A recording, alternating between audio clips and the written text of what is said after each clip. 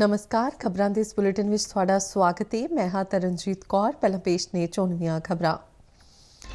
देश विच ही तैयार हल्का लड़ाकू हैलीकॉप्टर प्रचंड हवाई फौज विच शामिल। रक्षा मंत्री राजनाथ सिंह ने इसनूं आत्मनिर्भर भारत दे टीचे की प्राप्ति वाली एक वड्डी उपलब्धि दस्सिया। आम आदमी पार्टी वालों विधान सभा विच लिआंदे भरोसगी दे मते नूं भारतीय संविधान के खिलाफ दसदिआं भारतीय जनता पार्टी ने जलंधर विच कीता प्रदर्शन। सीमा सुरक्षा बल की जांबाज और सीमा भवानी टीम के मोटरसाइकिल सवार जलंधर तो अगले पड़ाव लिए हुए रवाना। ते 8वें नराते मौके दुर्गा अष्टमी के पवित्र दिहाड़े ते माता महागौरी की पूजा अर्चना के नाल कीता गया कंजक पूजन।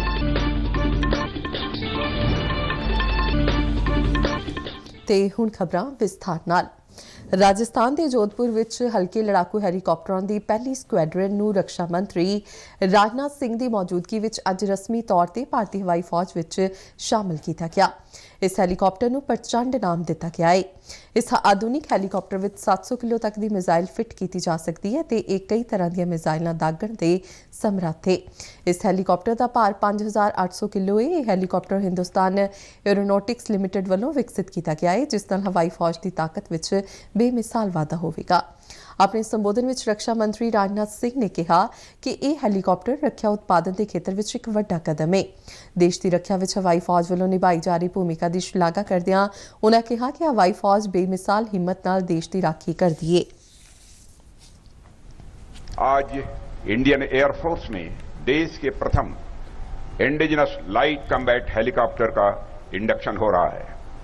प्रचंड शक्ति, प्रचंड वेग और प्रचंड प्रहार की क्षमता वाले इस एलसीएल का इंडक्शन हमारी एयरफोर्स की कैपेबिलिटीज में बढ़ोतरी के साथ साथ रक्षा उत्पादन क्षेत्र में आत्मनिर्भरता की ओर भी यह एक बड़ा कदम है।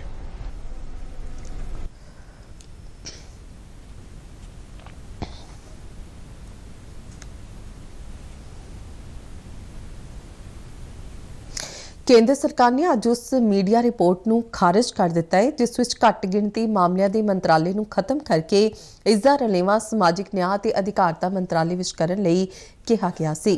पत्र सूचना दफ्तर ने इस दावे नूं फर्जी दस्सिया है। अपने एक ट्वीट विच पत्र सूचना दफ्तर ने कहा कि अजी कोई तजवीज़ विचार अधीन नहीं है। पंजाब विधान सभा विच भरोसे का मता अज सर्बसहमति नाल पास कर दिता गया। वोटिंग दौरान 93 विधायकों ने भरोसे के मते के हक विच वोटां पाईआं। इस तो पहला मुख मंत्री भगवंत मान ने कहा कि आउंदे दिनां विच किसानां लई कई योजनावां शुरू कीतीआं जाणगीआं। मोहाली एयरपोर्ट का नाम शहीद आजम भगत सिंह के नां ते करन लई उन्हां केंद्र सरकार का धन्नवाद किया। इस तो पहला विरोधी धिर दे नेता प्रताप सिंह बाजवा ने गैंगस्टर दीपक नीटू के फरार होने और गुरदासपुर जिले में एक थाने तो SLR रखोण के मामले में आम आदमी पार्टी की सरकार ते सवाल चुके। भारतीय जनता पार्टी के कौमी जनरल सकत्तर तरुण चुग ने कहा कि आम आदमी पार्टी की सरकार पंजाब विच आम आदमी नूं सुरक्षा देने में नाकाम साबित हुई है। चंडीगढ़ तो आज जारी एक बयान में उन्होंने कहा कि पंजाब की कानून व्यवस्था की स्थिति बेहद खराब हो रही है। गुरदासपुर थाने चो एक नौजवान वालों शरेआम SLR लुट के भज जाना इस गल का सबूत है कि थाने भी असुरक्षित ने। उन्होंने कहा कि लोगों को थाणियां विच न्याय नहीं मिल रहा ते सूबे विच अपराधी शरेआम भज रहे ने। तरुण चोग ने कहा कि गैंगस्टर दीपक नीटू के मानसा तो पुलिस हिरासत विचों भज्जण तो पता चलता है कि पुलिस गैंगस्टरां नाल रली हुई है। उन्होंने केंद्र सरकार नूं अपील की है कि सूबा सरकार तो कानून व्यवस्था संबंधी रिपोर्ट मंगी जाए। इधर भारतीय जनता पार्टी पंजाब के मीत प्रधान राकेश राठौर ने कहा कि पंजाब विच आम लोगों दी आसां मुताबिक काम करन विच नाकाम रहे आम आदमी पार्टी के आगू लोगों का ध्यान वंडाउण लई हुण होछी नाटकबाजी ते उतर आए ने। जलंधर तो अज जारी एक बयान विच उन्होंने कहा कि विधायक शीतल अंगुराल ते रमन अरोड़ा वालों केंद्रीय सूचना ते प्रसारण अते युवा मामले ते खेड मंत्री अनुराग सिंह ठाकुर ते दोष लाना पूरी तरह बेबुनियाद है। उन्होंने कहा कि इस सारी नाटकबाजी के डायरैक्टर ते कहानी के लेखक आम आदमी पार्टी के कन्वीनर अरविंद केजरीवाल ते राघव चड्ढा की जोड़ी है। राकेश राठौर ने कहा कि दोवें आगू गिरगिट के रंग बदलने की तेजी नालों भी वध रफ्तार नाल हर पल अपना बयान बदल रहे ने अते आम आदमी पार्टी के विधायकों के कामकाज का पद्धर लगातार हेठां जा रहा है। उन्होंने कहा कि आम आदमी पार्टी के इन्हां दोहां विधायकों वालों केंद्रीय मंत्री ते उन्हां नूं खरीदण संबंधी दोष लाउणा बेहद ही घटिया सियासत का सबूत है। राकेश राठौर ने कहा कि इस तों इलावा हाईकोर्ट के 2 वकीलां अते RSS के अहुदेदार ते दोष लाउणा भी एक घड़ी कढ़ाई कहानी तो वध कुछ नहीं है। दूजे पासे आम आदमी पार्टी की सरकार वालों विधान सभा विच लिआंदे गए भरोसगी के मते नूं भारतीय संविधान के खिलाफ दसदिआं जलंधर भारतीय जनता पार्टी ने अज जलंधर के नकोदर चौंक विखे सरकार के खिलाफ धरना प्रदर्शन किया। पार्टी के प्रधान सुशील शर्मा ने कहा कि भरोसगी मता पूरी तरह गैर संविधानिक है और इस तों इलावा लोकतंत्र ते राजपाल के निरादर के नाल डॉक्टर भीमराव अंबेडकर वालों लिखे संविधान का भी अपमान है। उन्होंने कहा कि भारतीय जनता पार्टी सूबा सरकार की इस वर्तारे की सख्त निखेधी करती है। पार्टी के जनरल सकत्तर राजेश बाघा ने कहा कि भगवंत मान खुद 8 साल सांसद रहे ने पर कदे भी किसी सत्ताधारी पार्टी ने उन्होंने आवाज़ नूं दबाउण दा यतन नहीं किया। उन्होंने कहा कि पंजाब विधान सभा विच भी अजिहा पहलां कदे भी नहीं होया अते मुख्यमंत्री की एक गैर संविधानिक कार्रवाई पंजाब के इतिहास विच काले दिन वजों दर्ज होवेगी। केंद्र सरकार वालों चलाई जा रही प्रधानमंत्री गरीब कल्याण अन्न योजना नाल देश के होरना हिस्सियां वांग पंजाब के ਵੱਖ-ਵੱਖ ਜ਼ਿਲ੍ਹਿਆਂ ਵਿੱਚ ਲਾਭਪਾਤਰੀਆਂ ਨੂੰ ਵੱਡੇ ਪੱਧਰ ਤੇ ਫਾਇਦਾ ਹੋ ਰਿਹਾ ਹੈ।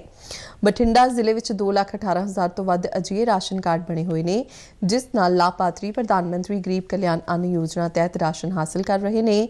ਸਰਕਾਰ ਵੱਲੋਂ ਦਿੱਤੀ ਗਈ ਰਾਸ਼ਨ ਦੀ ਸਹੂਲਤ ਨਾਲ ਇਹ ਲਾਭਪਾਤਰੀ ਖੁਸ਼ ਨੇ ਅਤੇ ਕੇਂਦਰ ਸਰਕਾਰ ਦਾ ਧੰਨਵਾਦ ਕਰਦੇ ਨੇ। ਇਹ ਯੋਜਨਾ ਦਾ ਬਹੁਤ ਫਾਇਦਾ ਹੈ ਤੇ ਬਹੁਤ ਹੀ ਵਧੀਆ ਹੈ ਜਿਸ ਨਾਲ ਲੋਕ ਜਿਹੜੇ ਬਿਮਾਰ ਠਮਾਰ ਸੀ ਉਹਨਾਂ ਨੂੰ ਬਹੁਤ ਬੈਨੀਫਿਟ ਮਿਲਿਆ ਹੈਗਾ।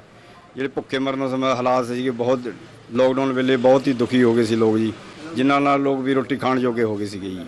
ਮੋਦੀ ਸਰਕਾਰ ਲੋਕ ਗਰੀਬਾਂ ਵਾਸਤੇ ਬਹੁਤ ਹੀ ਵਧੀਆ ਤੇ ਬਹੁਤ ਹੀ ਜ਼ਿਆਦਾ ਤੇ ਆਉਣ ਵਾਲਾ टाइम भी मोदी सरकार ਦਾ ਹੀ है जी। 40-45 साल से मजदूरी कर रहा हूँ मैं मगर अब थोड़ा मेरे को दिक्कत आ रही है काम मेरे से होता नहीं है मगर ये जो स्कीम है प्रधानमंत्री जी की अनाज की इससे हमें बहुत सहारा मिल रहा है।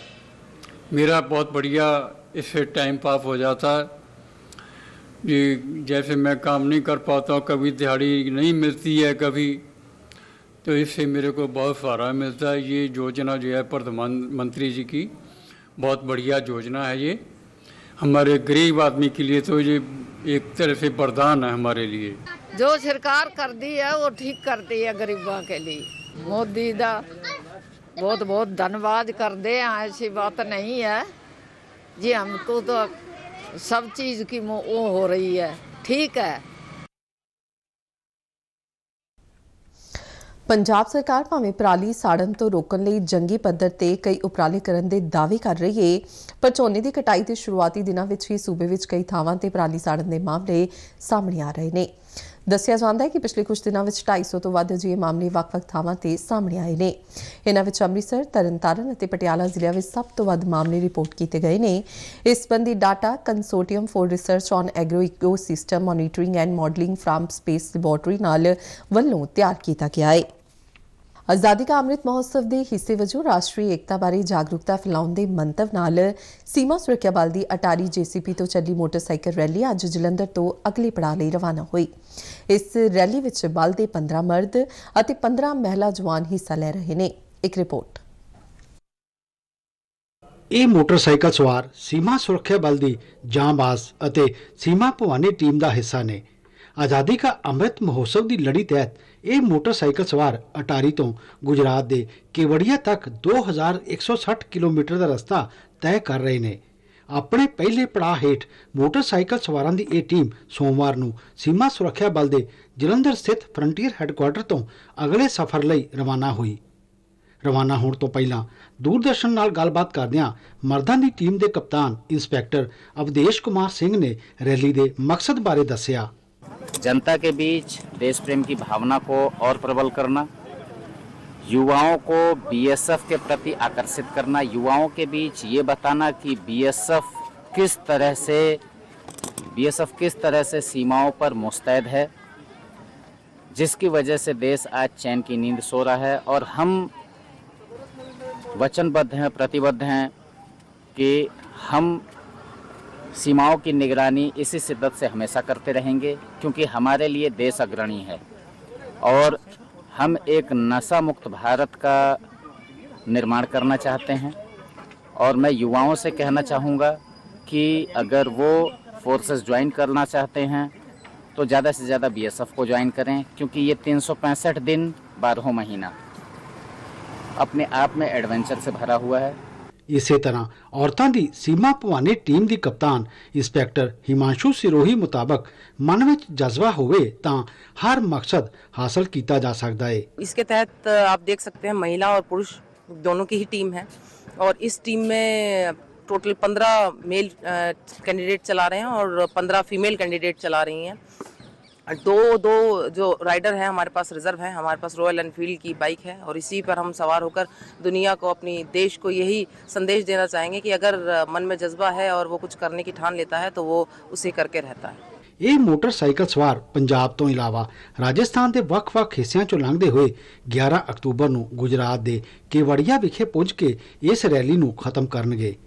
ਟੀਮ ਮੈਂਬਰਾਂ ਵੱਲੋਂ ਰਾਹ ਵਿੱਚ ਵੱਖ-ਵੱਖ ਥਾਵਾਂ ਤੇ ਨਸ਼ਾਖੋਰੀ ਬਾਰੇ ਜਾਗਰੂਕ ਕਰਨ ਅਤੇ ਨੌਜਵਾਨਾਂ ਨੂੰ ਬਲ ਵਿੱਚ ਭਰਤੀ ਲਈ ਪ੍ਰੇਰਿਤ ਕਰਨ ਸੰਬੰਧੀ ਛੋਟੀਆਂ ਫਿਲਮਾਂ ਦਿਖਾਈਆਂ ਜਾਣਗੀਆਂ। ਸੁਤੰਤਰ ਨਾਲ ਸ਼ਿਸ਼ੂ ਸ਼ਰਮਾ ਸ਼ਾਂਤਲ, ਦੂਰਦਰਸ਼ਨ ਸਮਾਚਾਰ, ਜਲੰਧਰ। ਪੰਜਾਬ ਦੇ ਵੱਖ-ਵੱਖ ਹਿੱਸਿਆਂ ਵਿੱਚ ਸਰਦ ਰੁੱਤ ਦੇ ਨਰਾਤਿਆਂ ਦੇ ਅੱਜ 8ਵੇਂ ਦਿਨ ਦੁਰਗਾ ਅਸ਼ਟਮੀ ਦੇ ਪਵਿੱਤਰ ਦਿਹਾੜੇ ਮੌਕੇ ਮਾਤਾ ਮਹਾਗੌਰੀ ਦੀ ਪੂਜਾ ਅਰਚਨਾ ਦੇ ਨਾਲ ਕੰਜਕ ਪੂਜਨ ਕੀਤਾ ਗਿਆ। ਜਲੰਧਰ ਦੇ ਜੇਲ੍ਹ ਰੋਡ ਸਥਿਤ ਸ਼੍ਰੀ ਮਹਾਲక్ష్ਮੀ ਮੰਦਿਰ ਵਿਖੇ ਨਵਰਾਤਰ ਉਤਸਵ ਕਮੇਟੀ ਵੱਲੋਂ ਕਰਵਾਏ ਗਏ ਵਿਸ਼ੇਸ਼ ਸਮਾਗਮ ਦੌਰਾਨ 108 ਕੰਜਕਾਂ ਨੇ ਮਾਤਾ ਦੁਰਗਾ ਦੀ ਮਹਿਮਾ ਦਾ ਗਾਇਨ ਕੀਤਾ। ਇਸੇ ਤਰ੍ਹਾਂ ਸਥਿਤ ਸ਼ਕਤੀ ਪੀਠ ਸ਼੍ਰੀ ਦੇਵੀ ਤਲਾਬ ਮੰਦਿਰ, ਸ਼੍ਰੀ ਕ੍ਰਿਸ਼ਨ ਮੁਰਾਰੀ ਮੰਦਿਰ, ਗੋਪਾਲ ਨਗਰ, ਗੀਤਾ ਮੰਦਿਰ, ਮਾਡਲ ਟਾਊਨ ਸਮੇਤ ਸ਼ਹਿਰ ਦੇ ਵੱਖ-ਵੱਖ ਮੰਦਰਾਂ ਵਿੱਚ ਵੱਡੀ ਗਿਣਤੀ ਵਿੱਚ ਸ਼ਰਧਾਲੂਆਂ ਨੇ ਮਾਤਾ ਮਹਾਗੌਰੀ ਦੀ ਪੂਜਾ ਅਰਚਨਾ ਕੀਤੀ। ਇਸ ਤੋਂ ਇਲਾਵਾ ਲੋਕਾਂ ਨੇ ਆਪਣੇ ਘਰਾਂ ਵਿੱਚ ਵੀ ਕੰਜਕਾਂ ਨੂੰ ਬੁਲਾ ਕੇ ਪੂਜਿਆ ਤੇ ਉਹਨਾਂ ਨੂੰ ਹਲਵਾ, ਪੂਰੀ, ਛੋਲੇ ਤੇ ਹੋਰ ਤੋਹਫੇ ਦਿੱਤੇ। ਸ਼੍ਰੀ ਮਹਾਲక్ష్ਮੀ ਮੰਦਿਰ ਦੇ ਪੁਜਾਰੀ ਆਚਾਰਿਆ ਰਾਜਕਿਸ਼ੋਰ ਸ਼ਰਮਾ ਨੇ ਦੱਸਿਆ कि सवेर तो ही श्रद्धालुओं की भीड़ लगी रही। पावन पर्व में लोगों के अंदर अति उत्साह है, सभी बढ़ चढ़कर लोग यहाँ रहे हैं। 9 दिवस तक यहाँ दुर्गा स्तुति का पाठ होता है और आज भी कंजका पूजन हुआ अष्टमी के पावन दिन में। नवरात्रि के दिन कल मंदिर की तरफ से कंजका पूजन होगा। सभी भक्त यहाँ बहुत ही हर्षोल्लास के साथ प्रफुल्लित होकर, प्रसन्नचित होकर यहाँ से माँ का आशीर्वाद लेके जाते हैं। प्रधानमंत्री नरेंद्र मोदी ने दुर्गा अष्टमी के पवित्र दिहाड़े ते शुभकामनावां दित्तियां ने। उन्होंने अपने ट्वीट सुनेहे विच कहा कि मां महागौरी हरेक दे जीवन में सुभाग, समृद्धि अते सफलता लैके आउण। प्रधानमंत्री ने ट्वीट विच माता महागौरी नूं समर्पित एक श्लोक भी साझा कीता।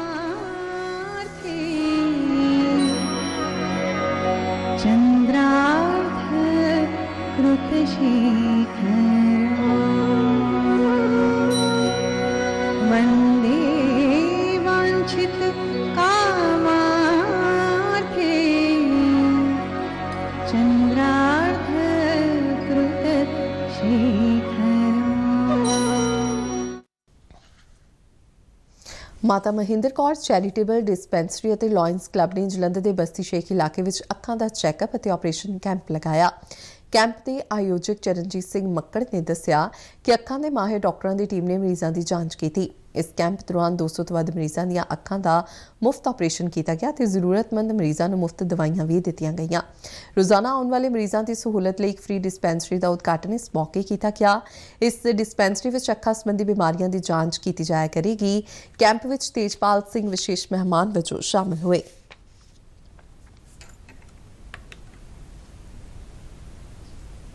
ਖਬਰਾਂ ਦੇ ਬੁਲੇਟਿਨ ਸਾਡੇ ਦਰਸ਼ਕ RNU DDK ਜਲੰਧਰ ਦੇ YouTube ਚੈਨਲ, Facebook ਪੇਜ ਅਤੇ Twitter ਹੈਂਡਲ ਤੇ ਵੀ ਵੇਖ ਸਕਦੇ ਨੇ। ਤੇ ਬੁਲੇਟਿਨ ਦੇ ਅਖੀਰ ਵਿੱਚ ਚੋਣਵੀਆਂ ਖਬਰਾਂ ਇੱਕ ਵਾਰ ਫਿਰ ਤੋਂ। ਦੇਸ਼ ਵਿੱਚ ਹੀ ਤਿਆਰ ਹਲਕਾ ਲੜਾਕੂ ਹੈਲੀਕਾਪਟਰ ਪ੍ਰਚੰਡ ਹਵਾਈ ਫੌਜ ਵਿੱਚ ਸ਼ਾਮਲ।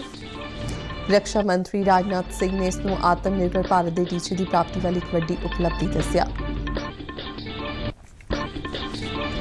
ਆਮ ਆਦਮੀ ਪਾਰਟੀ ਵੱਲੋਂ ਵਿਧਾਨ ਸਭਾ ਵਿੱਚ ਲਿਆਂਦੇ ਭਰੋਸਗੀ ਦੇ ਮਤੇ ਨੂੰ ਭਾਰਤੀ ਸੰਵਿਧਾਨ ਦੇ ਖਿਲਾਫ ਦੱਸਦਿਆਂ ਭਾਰਤੀ ਜਨਤਾ ਪਾਰਟੀ ਨੇ ਜਲੰਧਰ ਵਿੱਚ ਕੀਤਾ ਪ੍ਰਦਰਸ਼ਨ। ਸੀਮਾ ਸੁਰੱਖਿਆ ਬਲ ਦੀ ਜਾਂਬਾਜ਼ ਅਤੇ ਸੀਮਾ ਭਵਾਨੀ ਟੀਮ ਦੇ ਮੋਟਰਸਾਈਕਲ ਸਵਾਰ ਜਲੰਧਰ ਤੋਂ ਅਗਲੇ ਪੜਾਅ ਲਈ ਹੋਏ ਰਵਾਨਾ।